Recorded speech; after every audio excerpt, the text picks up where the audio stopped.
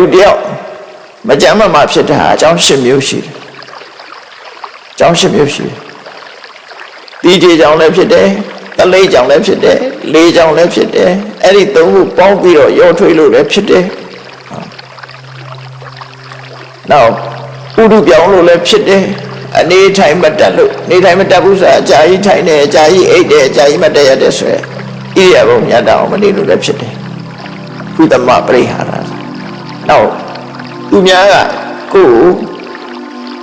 ထိကြိုက်အောင်လုပ်လို့သူများရိုက်လို့နှက်လို့ထိကြိုက်တာယောဂရတာကိုယ်လုပ်လို့ယောဂရတာအဲ့လိုဖြစ်တတ်တယ်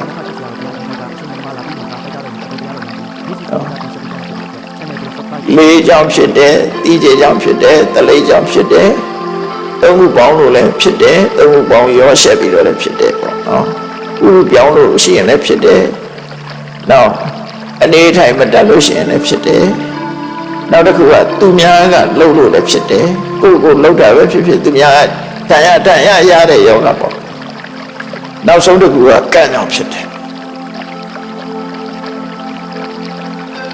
အဲ့တော့ကံကြောင့်ကြီးဖြစ်တာမဟုတ်ဘူးကံကြီးလည်းမချရဘူးတဲ့ဘာပဲရာသီဥတုအေးတာကိုနေ့ထွေမနေပဲနဲ့အေးတဲ့သွားလို့နှာစီးချောင်းလို့ဖြစ်တာဒါတိတ်ကလှုပ်လို့မှမဟုတ်တာမစင်ញင်လို့ဖြစ်တာမတည့်တာစားပြီးဝန်းလျှောတာဒါမတည့်တာစားလို့ဖြစ်တာကံကြောင့်ဝန်းလျှောတာမဟုတ်အဲ့လိုပေါ့ပစ္စုပန်အကြောင်းကတသက်ရှိတယ်အကုန်လုံးကဒါတစ်ခုတည်းလို့ပြောတာမဟုတ်